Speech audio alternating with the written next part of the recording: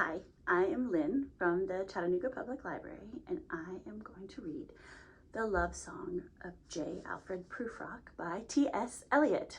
I chose this poem because I have read it at different points in my life, and it has meant something different to me each time. And now that I'm reading it at the oldest I've ever been, I see things in it and feel things from it that I didn't know to feel when I read it in earlier days.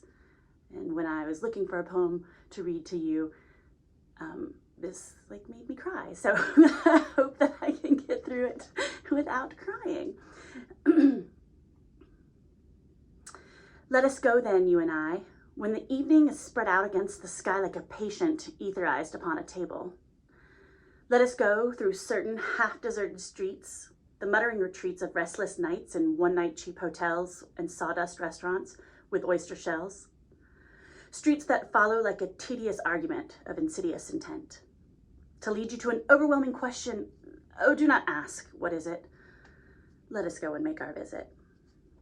In the room, the women come and go, talking of Michelangelo. The yellow fog that rubs its back upon the window panes, the yellow smoke that rubs its muzzle onto the window panes, like licked its tongue into the corners of the evening, lingered upon the pools that stand in drains.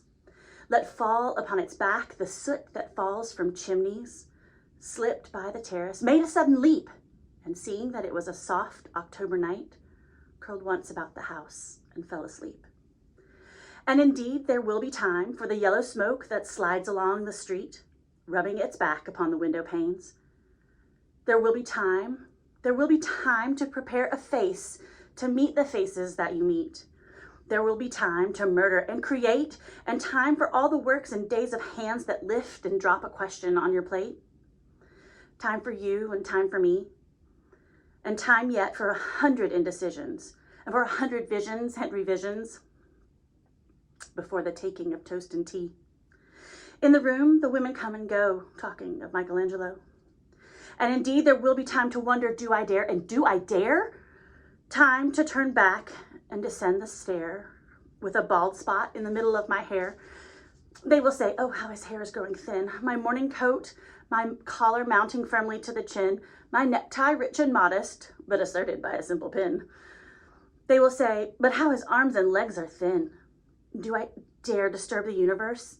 In a minute, there is time for decisions and revisions which a minute will reverse. For I have known them all already, known them all. Have known the evenings, mornings, afternoons. I have measured out my life with coffee spoons. I know the voices dying with a dying fall beneath the music from a farther room. So how should I presume? And I have known the eyes already, known them all, the eyes that fix you in a formulated phrase. And when I am formulated, sprawling on a pin, when I am pinned and wriggling on the wall, then how should I begin to spit out all the butt ends of my days and ways? And how should I presume? I have known the arms already, known them all, arms that are braceleted and white and bare, but in the lamplight down with light brown hair. Is it perfume from a dress that makes me so digress? Arms that lie along a table or wrap about a shawl. And then should I presume? And how should I begin?